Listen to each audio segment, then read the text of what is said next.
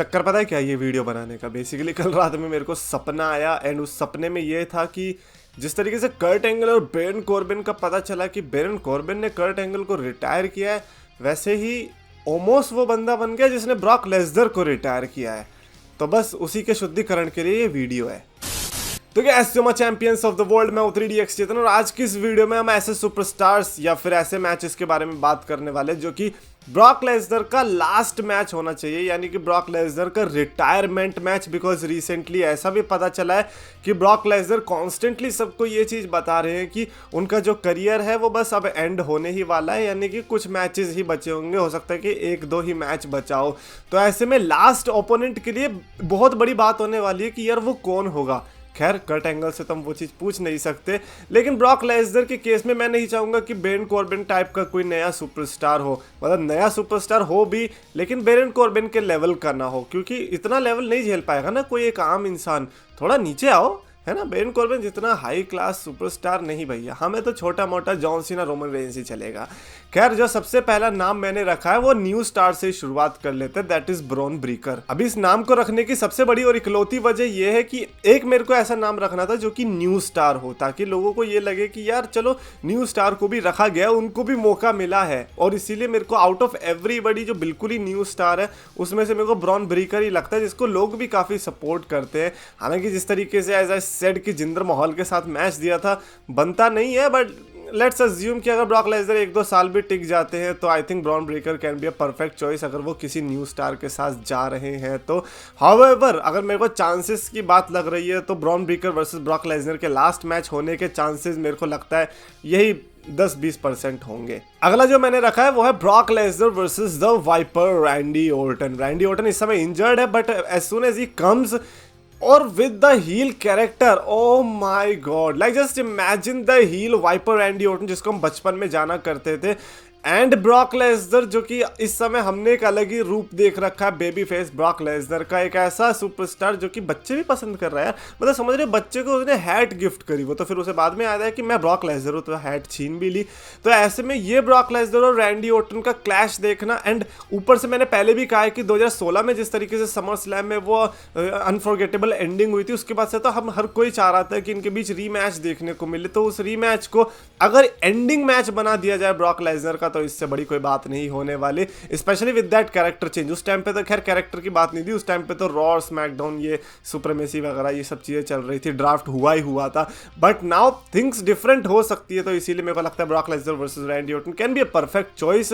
और इसके होने के चांसेस कितने हैं?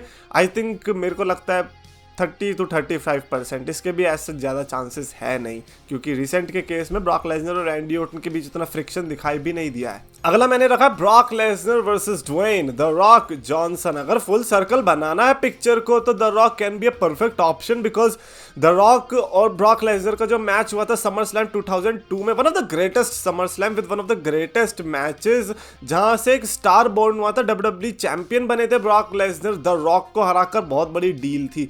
तो ऐसे में अगर सोचे द रॉक दोबारा से आते हैं, वो भी लास्ट मैच के अपोनेंट बन के for Brock Lesnar, that would be a huge deal to be honest. और Brock Lesnar versus the Rock, John Cena versus the Rock type का मैच बन सकता है, इनफैक्ट रेसलमेनिया वर्दी मैच। तो अगर द रॉक आ ही रहे हैं तो एक आध मैच अगर ब्रॉक लेसनर से लड़ भी लेंगे, आई डोंट थिंक सो कि कुछ प्रॉब्लम होने वाली है।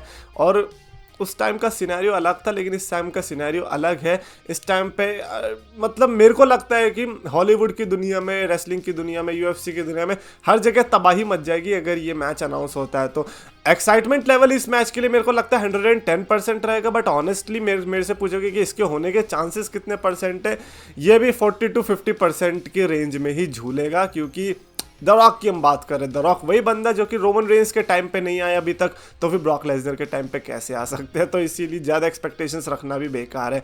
अगले जो नाम है उनकी परसेंटेज थोड़ी ज़्यादा है, बिकॉज मेरे को लगता है कि उनका जो मैच हो सकता है ब्रॉक लेसनर के साथ, उनके होने के सर्कमस्टांसेस बड़े ईजी से हैं। जैसे कि अगला मैच ही रखा है ब्रॉक लेसनर वर्सेस गुंथर, मेरे मुंह में छुंथर। Brock Lesnar versus Gunther is the perfect choice for this WrestleMania, जो कि ऑलमोस्ट छीन के चले गए। अभी Gunther versus Sheamus versus McIntyre, great and all, but Gunther versus Brock Lesnar could have been a huge deal. In fact ये ऐसा match था जो कि आप रेसलमेनिया नाइट 1 का मेन इवेंट भी दे सकते थे बहुत इजीली और कोई कंप्लेन भी नहीं करता। Brock Lesnar versus Gunther 30 minute दो, 5 मिनट दो, मतलब मेरे को लगता है कि वो 5 मिनट में भी ऐसी बीटिंग दे जाते कि आपको लगता कि यार आपने ये क्या विटनेस कर लिया। अभी इंटरकॉन्टिनेंटल चैंपियनशिप हो या ना हो, नॉन टाइटल और टाइटल से तो कोई फर्क पड़ता भी नहीं है ब्रॉक लेसनर को, but it would be nice to see कि अगर ब्रॉक लेसनर जो है थोड़ा करियर के एंडिंग डेज में अगर इस टाइप की चैंपियनशिप जीतते हैं तो। बाकी उनका मन नहीं है तो कोई बात नहीं, मैं फोर्स भी नहीं कर रहा हूँ, कहाँ आप पता चले यहाँ पे आके मुझे F5 दे रहा। आई एम जस्ट सेइंग कि हमको अच्छा लगेगा कि आप IC टाइटल, वैसे बुरे लगेंगे, नहीं, IC टाइटल के साथ बुरे लगेंगे ब्रॉक लेसनर। आप नॉन टाइटल ही लड़ो, वो ज़्यादा बेटर है। जो कि हमने देखा भी था यार, लैशली को कैसे चैंपियनशिप हरवा दी, मतलब लैशली को चैंपियनशिप ही हरवा दी तब जाके लैशली से लड़ रहे हैं, वरना वो कह रहे कि यार मिड कार्ड के लिए कौन लड़े। He is such a good man, come on.